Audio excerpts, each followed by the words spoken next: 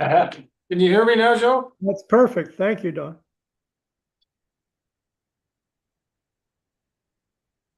Just setting it up to go live on YouTube. Thank you. And we're live. Okay, seeing that we're at 12 o'clock, we'll call the meeting to order. So this is the EDC board meeting for November 25th, 2025. And first, I'd like to start by introduction of our newly appointed board members. So we have Amanda and Dawn. And if we could just do a quick introduction around the table, we can get started. Who'd like to start? Okay. So my name is Amanda Stitt. I'm the manager of continuing education and external training initiatives at Sioux College. Layman terms, corporate training and special projects. I've been with the college for almost 9 years now, in this role for 1 year. And my focus is working with employers in the community to determine their training needs and then coordinate and deliver that training through Sioux College. My name is Don Marini. I'm the general manager for Folgers Motel Limited with 3 hospitality, 2 hotels on hotel property here in town. I've been involved in the different city committees and taking a stab at this one for the first time. I do have an economics degree, so I've always kind of been interested in some of the behind the scenes stuff. So hopefully I can learn from everybody and be able to apply that to the way we do business. Karen Madigan, used to work for UDC years ago. So I just stayed on to help out with financials. So I'm here as now as a bookkeeper capacity. I'm Bill Freiberger and I'm retired. I was the city treasurer for 20 years and now I'm on the board for 8 or 9 years. I'm Jerry Fellow. We have our own business here called Mana International. We export, so nothing domestic. It's all exporting product to Europe. Agricultural stuff, actually. We're also trying to bring in some interesting new agronomic benefit stuff from Canada and from Brazil with regards to better fertilizers, sustainable fertilizers, basically. I'm Lauren Supa. I'm the office clerk for CSD. I'm Stephanie Perry. I'm the office supervisor for CSD and just in an administrative support role. I'm Graham Atkinson. I'm manager of business development at the city. I work under Rick, and I'm here today for presenting a proposal for the Sheila Purvis Marine, so transportation and tourism sector here at Sault Ste. Marie with different businesses. Chair of the board this year. Joe? Oh, yes. Yes, Joe Bichelia. I was in the hospitality industry for a number of years and I know Don quite well. And I think you could help us out here and I'm glad to have you on board and welcome. He was nervous. He didn't know that when the meeting was going to be. He knew he had got an appointment, but he didn't know when the meetings were going to be. In any event, I'm a semi-retired lawyer. I've been practicing for 55 years, and I'm now going to be fully retired in 2026. But I'll be on the board for another few years, I hope. Thank you. Rick Van Stavern, Director of Economic Development. Been here for about 5 years now. And starting to figure it out a little bit. And away we go. Okay, very good.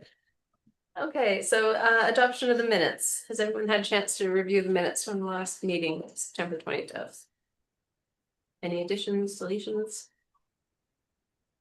Good. Okay, so resolved that the minutes from the September 25th, 2025 EDC board meeting be approved. We have a mover and a seconder. Gerald and Bill. Okay, are there any declarations of pecuniary interest for today's meeting? Oh, seeing none. Okay, we have a adoption of the agenda. We have a mover and a seconder. Bill? I'll move it. Okay, great.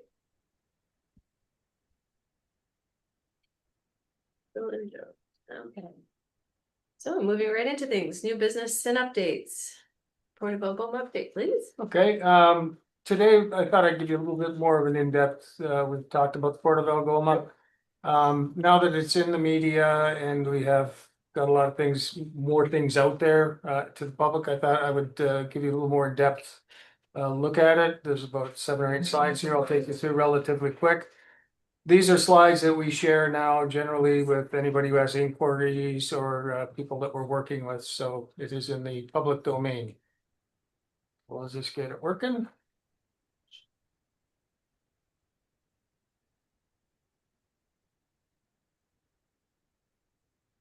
There you go. Can you see it, Joe? Yes, thank you. Okay.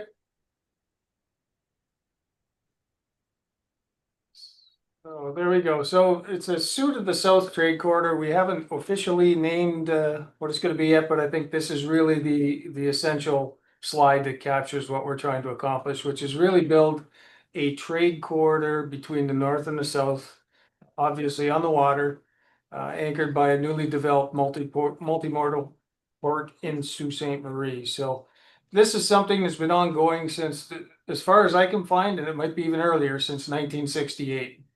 So we're really pushing hard to get this across the line. It's been a long, long time and a long journey. So it's time has come. We've got a great partner with Hamilton Oshawa Port Authority.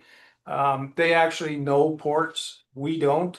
So it's good for them to be here to advise us and to help us get this thing moving forward. And Graham Atkinson, who's in the room, has been instrumental in this project so far. He's been doing a lot of the heavy lifting and the dirty work. So thank you for that, Graham. And if you have any questions, direct them at Graham. Next slide, please. So the goal obviously is to drive economic growth. And we want to have that access not just to the Southern Ontario, but we also want to create access to the rest of the world. And what that can look like, I mean, it takes many forms.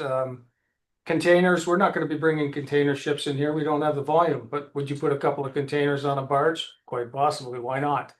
Wherever it makes sense. So the goal now is to really get operational, and we're not looking to build a massive port with 40 slips. No, we're going to start with 2 or 3, get it operational. We're doing a number of studies right now that are pretty much completed, and these aren't studies. There's been millions of dollars spent on this in the past.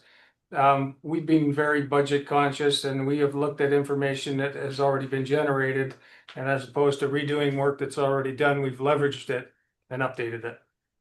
And I can tell you with a high degree of confidence, everything we've looked at so far, and we've had McMaster University engaged in the commercial study side of it.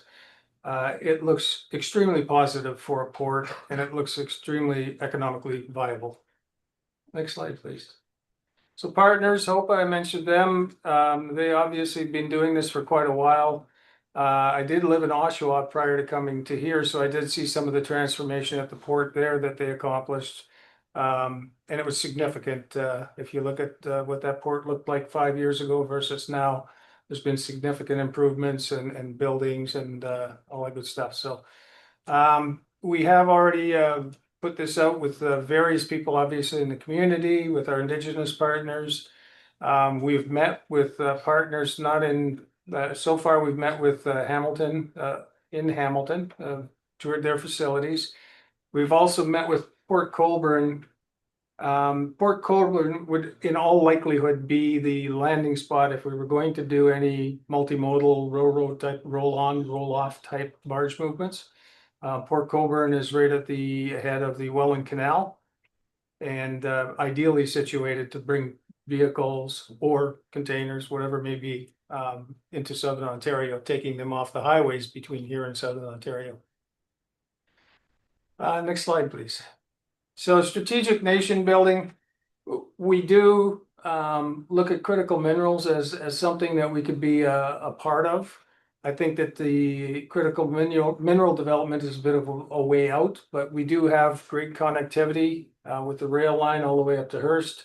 There is some work that needs to be done on it. Everybody's aware of that, and there's access to funds if that comes to fruition.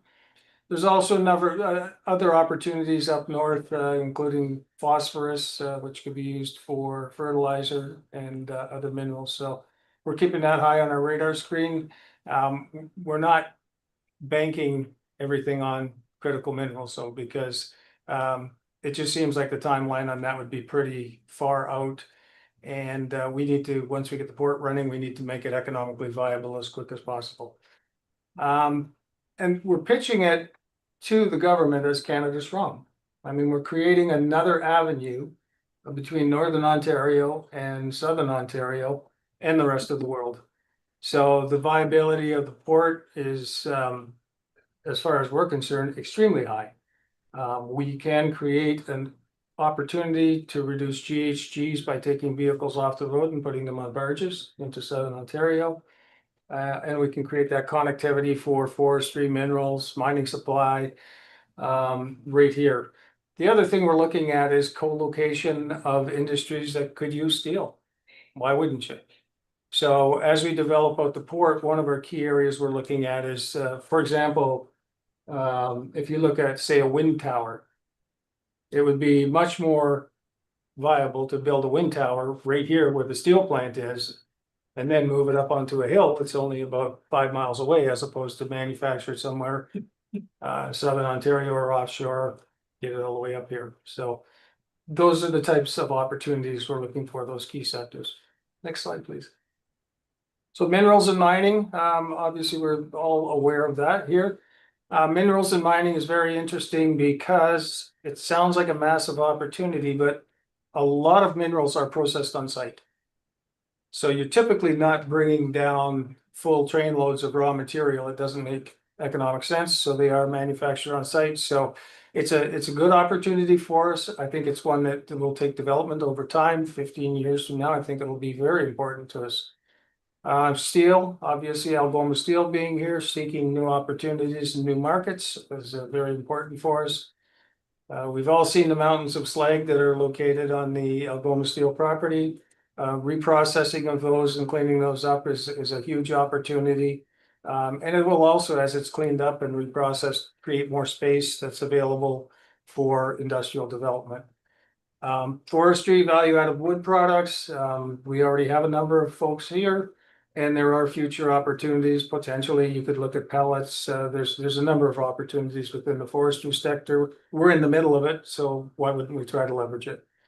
And then agriculture. This is an area that I know Gerald's been involved with for quite a while, and you know, we're starting to see the opportunity here, and it is significant. We just had a study completed by our friends upstairs at the Innovation Center, and it shows that the agricultural opportunities in this area are significant. And we'll be looking at that hard, and I think that's going to be a key area for us to develop. Next slide, please. YSU St. Marie, I think you should all be familiar with this, but multimodal connectivity. We have marine, rail, highway, access to the US if we need it, full season capabilities. I know our chairperson here has a multimodal facility that's just chomping at the bit to be used, and I think we want to leverage that as well. Industrial clustering, co-locating opportunities for manufacturing, logistics, energy producers. We've also had some discussions with the airport. What would it take to make that airport become something that would be viable for utilization by courier companies, by freighter companies? There is some investment required there. They'd have to add at least 2,000 feet to the airport. So that would be, they have the land. It'll just be, that's a future development area that we definitely want to focus on. Brownfield lands. How do you take these lands that are not suitable for people to build houses on and turn it into something that we can still use? Because we do have a significant amount of that, and it is an opportunity for us. Key sectors, we talked about labor pool. We have significant opportunities, and then obviously Sioux College is a key part of that as well. And then speed to market. The infrastructure's here. So we just need some investment. Commercial market connections exist today already. So as I said, it's been one of those things that's been on the books since 1968, and our goal is to get it off the books and operational. Next slide, please. Transportation connections, this just gives you a little bit of a visual. When you look at the red dots are the rail connectivity and the blue line is the water connectivity. You can see we're located in a very good position to service the Canadian market as well as the export market. Next slide, please.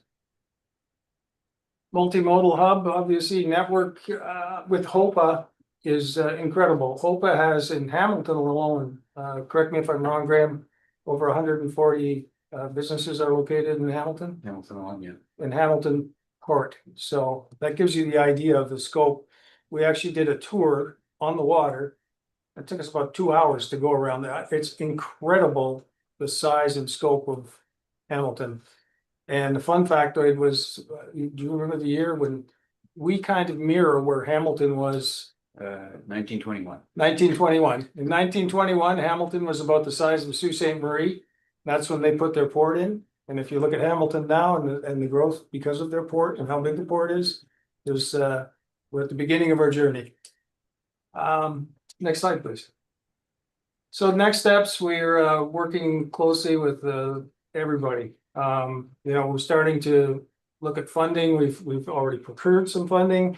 We have additional funding requests in place, which will get us to the design and build phase and get that wrapped up. And then the big asks are coming. We're already engaged with a number of government authorities on the big dollars to complete the port building.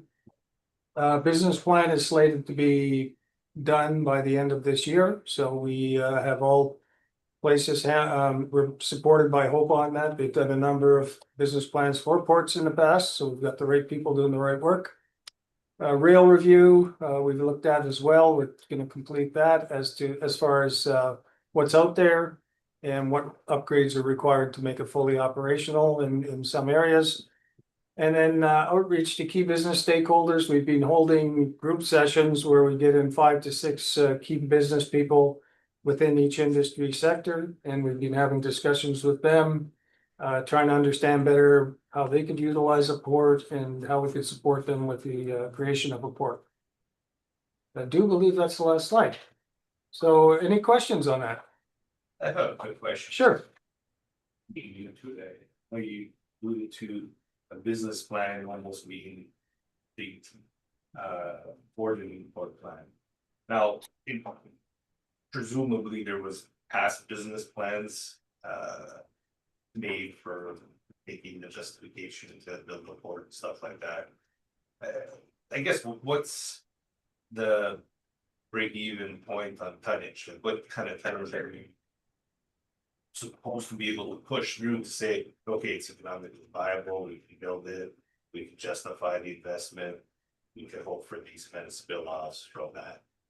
So the tonnage is an agglomeration of a number of different markets. So, and I can probably let Graham speak to it a bit, but we're speaking more in terms of number of vessels. So the vessels we can push through kind of establishes the economic viability. So Yeah. you want to add to that? Yeah, and that's the approach. I mean, we're not discounting total tonnage. I think that definitely factors in to the overall evaluation. But right now, HOPA kind of guiding this part of the business case is looking at number of vessels. So they're just trying to get a baseline established of, what number of vessels is this area currently seeing, and then what's the low hanging fruit where we can see kind of a bump in those numbers to make this economically viable. Anecdotally, just off the cuff, what they're seeing already, and we've been holding sector sessions to kind of get a sense of who our businesses would be that would make use of this port. They're very encouraged by the results already, and we haven't even, taken it past the discussion point. So I think they're confident moving forward the way we're proposing, just with the numbers that are on the table now. Yeah, I remember when the late Mayor Roosevelt started flying planes from here to Russia and stuff like that. I know one of the challenges was the required investment for, a true multimodal, right? Like, for example, the highway to be connect to Highway 400 to south of Sunbury, you know, there's challenges of being able to carry a certain amount of load. You hear about the challenges with the rail and the rail bed conditions on the spur going north. And obviously the challenges of servicing the rail, the short line between, you know, Sunbury and stuff like. I would think that probably, if it's not, should be part of the discussion, right? Because like, you know, you say, okay, we got the opportunity to bring in these boats and stuff like that, and we're gonna put them on the roads and it's can't carry that. That load, so to speak, like, so how, like. Where's that part of the discussion, I guess? That's- Talk about this. Yeah, so that is part of the business plan. So we've already had in-depth discussions with the rail providers. We kind of understand where the bottlenecks are, the investment required. We've had conversations with Invest Ontario, Invest Canada, the bank, Canada Development Bank. CDB. Yeah, so we have a very good line of sight on the total investment and it's massive. I'll tell you that right now. Okay. And but that's not a bad thing. I mean, 100%. you know, I mean, because sometimes you gotta spend money to make money and this is gonna be one of those. But when you look at a timeline, you know, the port, we can get up and running relatively quickly. The port gets vehicles off the roads and doesn't get the congestion because you can start putting them on barges. Right. So you're relieving that pinch point that heads south right now through, you know, with the 2 lanes on that stretch of the 400 and things, so. It's all, yeah, it's pretty in-depth as far as the analytics we put on this thing. No, I guess it's part of that. When I was member of the tourism board, we did a strategic plan.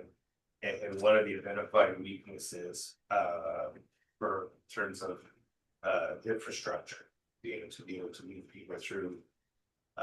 This area was the highway, right? It's not either an easy or fun drive per se for somebody to load up their family in Toronto and make their way here during the summertime. I guess how does the tourism aspect, obviously I have a vested interest in this market, but how the tourism aspect factor into that business plan? Because like I know in our market, the amount of money that's spent on tourism. So I don't know if that, you know, could be a leg that you're saying, up, like, we need to do this, and these are all these great reasons from a industrial manufacturing point of view, but there's also other aspects that are big aspects of our economy that contribute to the overall. Yeah, it's a very good point, and that's kind of where, you know, we can default when we look back at these things, we say, if we can take, argument's sake, 50 trucks off the road a day. That drive, Southern Ontario, gets 50 trucks less annoying, you know? Right? So, you know, there are ways you can look at it, to say by reducing commercial traffic on the highway and getting it on the seaway. That you're gonna get a spin-off benefit from tourism because now you've made your ease of access that much easier. So, all great points, and it's all stuff that, we spend countless hours on my whiteboard in my office, going through every possible iteration and kicking it up and beating it down, and, so we spent some time on this, yeah. Bill? About 3 years, the Sioux locks have been finished. Does the Sioux locks, will that make our port more efficient? Is it an issue, is it a selling point, or is it not material to the space? It will be a selling point, as far as. I'm just telling you based on what I've seen so far and information that I've had so far. It looks like they are developing heating for the new locks. Ice mitigation, is that what they call it? So with ice mitigation, they could go to a 12-month operation. So if we were based on, ideally, you know, on the north side of the locks, then you would have 12 months there. And so, the second question, what would be the corporate structure? Would it be a nonprofit, a profit, or something in the middle for for the Port Authority, or will there be a Port Authority? Yeah, I think it would be basically a 3P, private public partnership and. We're still working on that. Hope has put forth a couple of options on how it could be done. And they've done this with other ports as well, so. The whole governance piece is really hot right now for us, and we're trying to get that nailed down. Yeah, the model that they're using in other, so in Oshawa and in Hamilton, they're the, HOPA is the Port Authority. And they have a partnership with the municipality, and then they bring on an operator to oversee the operations side of things. So they're, I don't wanna say hands off the operations side, because they're still very involved with their tenants and everything. But they do kind of the experts handle the operation.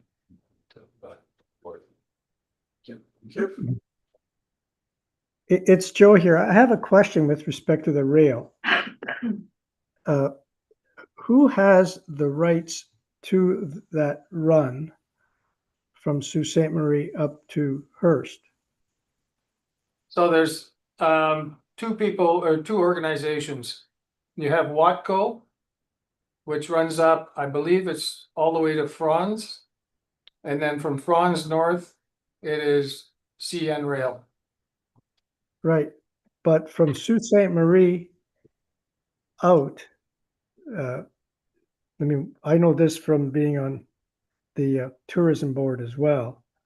The real issue there is who manages and who controls that rail. And I'm just trying to figure out from a legal perspective, how many people you have to deal with respect to bringing that railroad section upgraded. Yeah, it's a very good point, Joe, and we have had discussions with both Watco and recently we've had some discussions with another rail provider. I can't really speak to at this point in time just because it's initial discussions. We do understand the investment required. So the minimum required to get things operational is $30 to $50 million. To get it upgraded to a class 1 standard where you can take a full 286,000 pound car. Yeah. Would be significantly more than that because it would require a lot of rail replacement. When the Ring of Fire first came up, when Ross Romano was representing us, they were hoping that the railroad could be upgraded because of the mining activities that would take place. And I think the government was prepared to put some money in at that time. Is that going to help us out here? Yeah, I think it will help us out here, and I think also just the current socio-political environment is definitely helping us as well. So we do believe there's dollars available for those operators, should they choose to provide to pursue it. Yeah. And I believe they will. I'm aware that a local person had a ticket to run locomotives on that track at that time, but the financial commitment was too great. Yeah. Yep, you are correct. Okay, anything further? Okay. So next is the Community Builders EDF request. That'd be fine. That'd be you, Graham. Okay. This is my first time at one of these meetings, so I've basically just synthesized the council proposal or report that I intend to present to council in a month or so. I'll just go over sort of who the applicant is, what they're proposing, and then what they're asking. And gain your support to move on to the next steps, and then I'll open it up to questions afterwards. So if there's anything I've missed, I'll just read So them. if I could just preface this too, just because we have a couple of new members. So there is a fund within the city, it's called the Economic Development Fund. It's replenished each year from the tax levy, and it is to be used for development purposes. So we get $500,000 per year. And then it'll accrue or whatever, you know, we're not forced to use it. But so there's 500,000 a year available. And what the board does is the board supports decisions for the city to utilize that money. So it is still city funds, but we look for the guidance of this group to say, you know, yeah, this is a good reason to pursue or not, or have we looked at and asked questions to it? And ultimately leads to a vote whether we can utilize those funds or not, which then leads to us presenting the council report to council. Sorry. That's no problem. Thank you. Yeah, so the council report was included with the agenda. So I'll just go through it now. So the applicant to the fund was the Community Builders Construction Group. They're a leading social enterprise contractor across northern and central Ontario. What they do is they combine construction services with paid skilled trades training program. Do you want to open it up? I'm trying, my mouse is, Okay, it's fine. I can read through it, and if you get it popped open, that's okay. So they provide services with a paid skilled training program for individuals facing barriers to employment. So this is a need in our community right now. They have a strong track record, over 300 graduates. They've been operating for roughly 8 years. They have an 89% job placement success, and they've contributed to 450 plus housing units renovated and 125,000 affordable units created. So they're looking to do a similar model here in Sault. What they're proposing is to establish a permanent community builders hub here in town. They intend to deliver ongoing paid trades training to approximately 40 participants a year, and this is based on what their throughput is in other communities now. To expand construction operations locally, including renovations, maintenance, and affordable housing related work. And they're currently working with the city. They're aligned with priorities and with DSAB and other local employer needs. So they're asking for $300,000 over 2 years through the one-time grant program under the Economic Growth CIP. Their total project investment here over that time would be $2.5 million. And they do have support from other funds, which I have listed here. The STAR program, they've got $500,000 dedicated to Sault Ste. Marie.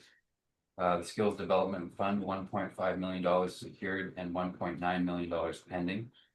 The Home Depot Trade Works, they've got $40,000 currently committed, and they're waiting on another $100,000. So total committed to the community locally is $1.5 million in the first 2 years. And they recently announced their person to lead up the organization here, who is a local. Yeah, Maggie McGoldrick. So I've been working with Maggie directly. They've already got a small team established here to help get the program started. And then they'd be looking to bring on about 10 to 20 full-time equivalent employees to help operate the hub. So that's the high-level version, if there's any questions. Excuse me, I have a question. Is there an actual facility that this is going to be operating out of? And then the registrants would be out on with subcontractors? How would that work? Yeah, that's a valid question. No, they are looking to establish a facility or a hub where a lot of the training would take place. And then they would work with the graduates or the trainees to get hired on with other local employers. So it's the high throughput type of program. So it's almost like they would establish a small campus here to do the training into activities, and then get those graduates into other employment opportunities. As well as provide services directly with their small team of people that would stay with them, correct? The core group of The core group, staff. yeah, so Yeah. they could actually go out and you could contract that group. And they would be based in Sault Ste. Marie out of a physical location where. Correct. Yeah. The subject matter that we're dealing with now is very touchy politically, provincially. I don't have to get into the details of that. I'm assuming that staff is satisfied that there's security in advancing these funds. I think that's a great idea. I just don't know enough about the applicant's background and so on. And relying on staff of the city. Yeah, In principle, I think it's a great idea.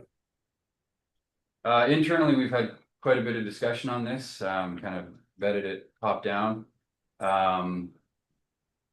Again, we've put some conditions around the funding, so there, you know, the recommendation is being made subject to, obviously the confirmation of external funding.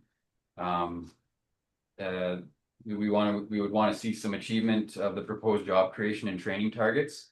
So there would be some reporting associated with, over the next 2-year term, if this were to proceed. And then we would want to see evidence of active partnerships with local contractors and community agencies continue. And part of our due diligence, Joe, was Community Builders already has operations in place, I believe, in Barrie, Sudbury. Innisfil. Yeah, Sudbury? Sudbury, Barrie, yeah, Sudbury or Barrie, Innisfil, Sudbury, and another location. Yeah, so based on the models they've been, the models that have been established in those communities, we have some degree of confidence and are comfortable moving this forward. Thank you. Do we see, is this complementary to local businesses or competitive? I mean, they're presenting it as complementary, so the idea is to get these folks trained, and it goes beyond just skills training, in terms of like on the job skills training. It's their life skill training as well, so they're teaching them how to budget, how to meal plan for the workday, those types of things. So it's very kind of holistically focused, and it's to prepare them to be out in the workforce with other employers outside of this organization.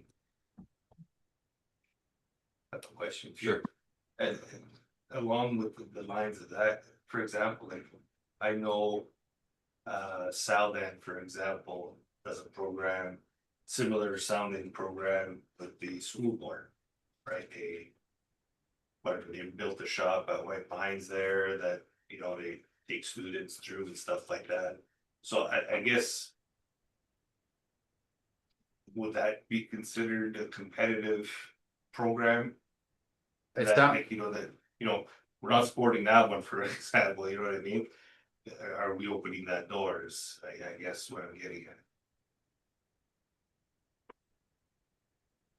I think this is more along the lines like what you're describing is kind of ground level grassroots, getting students interested and excited about working in the trades or that particular sector.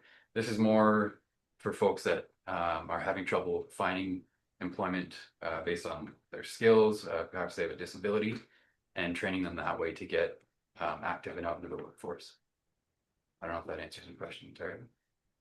Yes, I just, for example, like, I know, say I was a high school dropout and I'm having trouble finding a job, or, you know, I can probably enroll in the program through the school board as a adults or adult ed or however they handle it, stuff like that. Participate in the program with the, you know, because I think they offer a similar promise, right? This, okay, we're gonna get these kids, grab them young, you know, get them interested in the trades, get them a taste.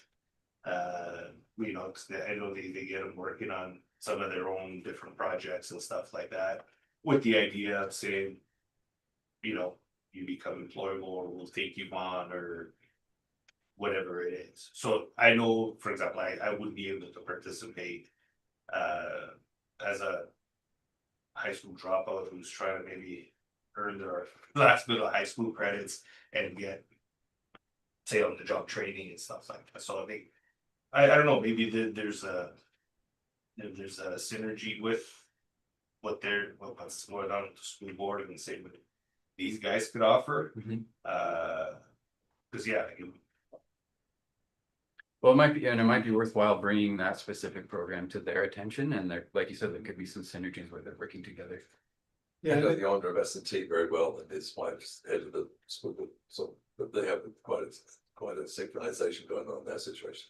It might make sense to talk to some of those big players, the larger corporate vice presidents, to see if they see it's this complementary as because a bit of a pushing some of those guys that have invested for quite a few years to Mhm. make that sort of thing happen.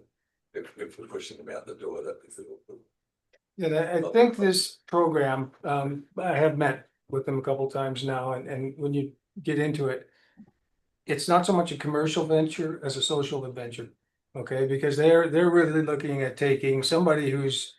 Down on her luck, for lack of a better term, who could be possibly homeless, whatever the case may be. And it's almost like a rehabilitation for that individual. They're teaching them other skills. They're not just teaching them how to go out and be a carpenter. They're teaching them how to go out and fix things. In addition to, they're teaching them life skills again, how to reintegrate to the community, how to, how to get to work every day on time and things like that. So that's kind of their model. And when we talked to the owners, they were quite passionate about the endeavor. I had a question. Do you know if this is intended to replace DSAP's building maintenance and construction program? It's not, They're gonna be yeah, no, they were, current? yeah, they're separate and distinct, yeah. My question was on the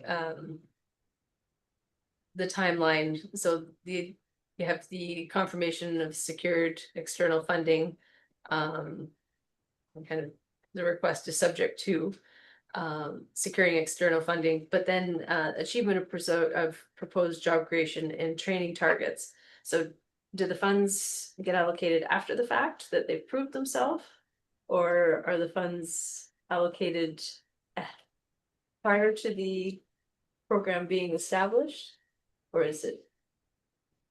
So the Allocated. funding, yeah, so the way the funding agreements work, and this is typically for all the EDFs, not just this one. Mhm. Is that we link it to a established funder. FedNor, NOHFC, any one of those established funders.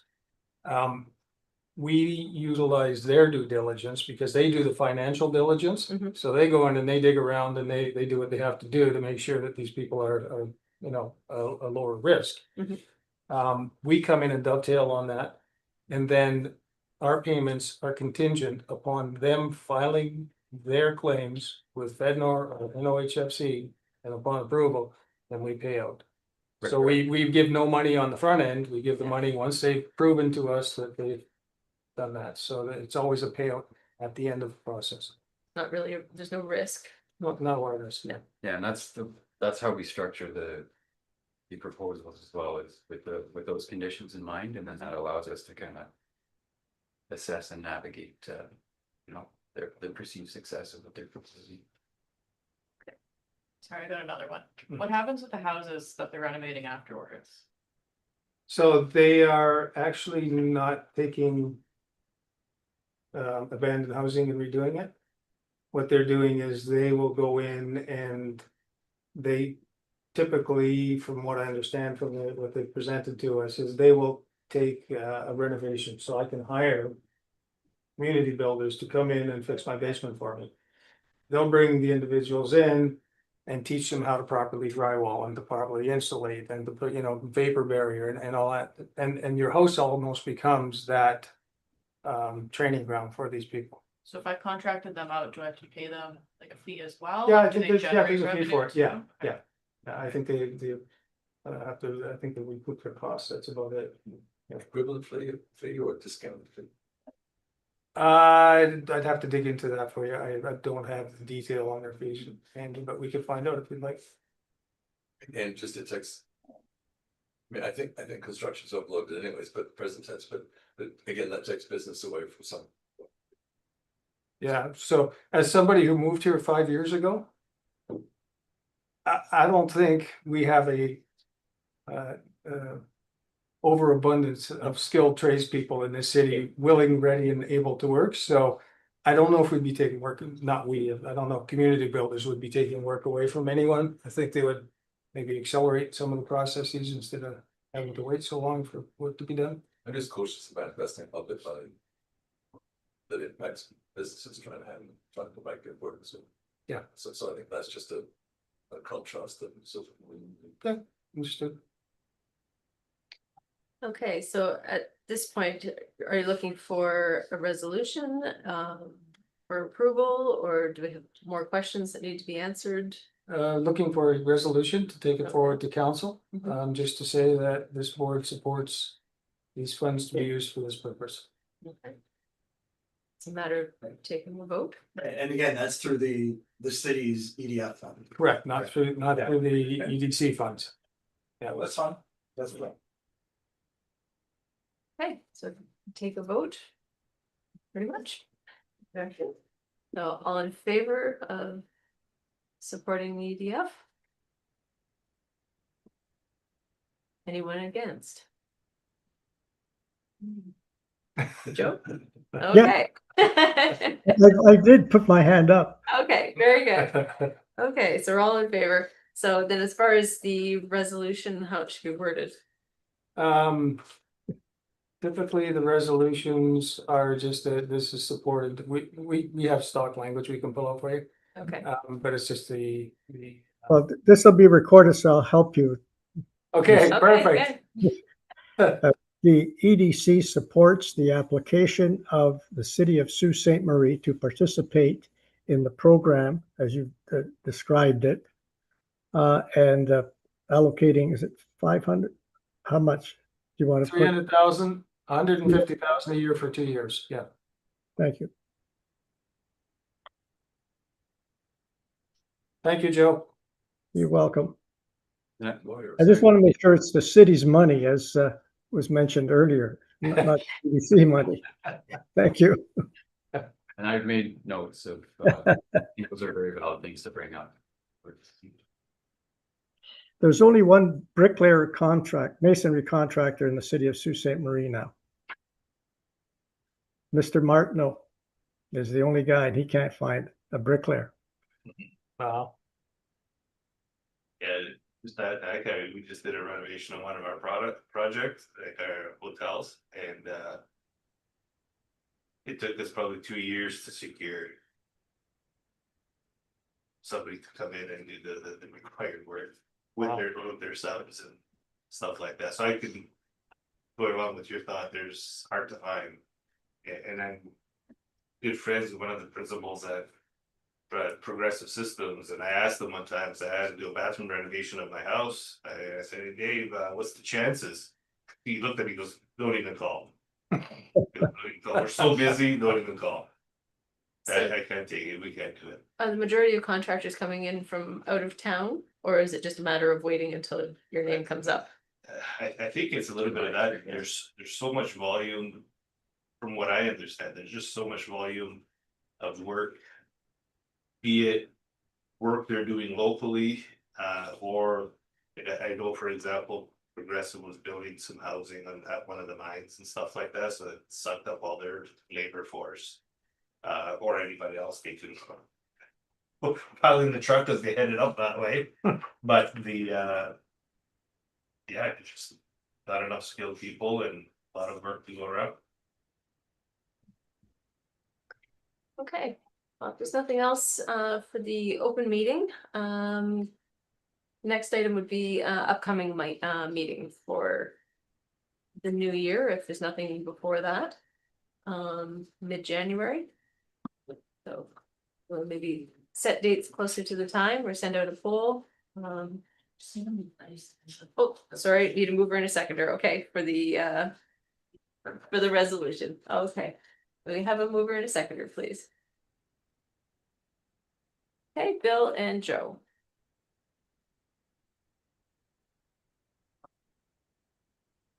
Okay, so next meeting in January, and I need a mover and a seconder to adjourn this meeting.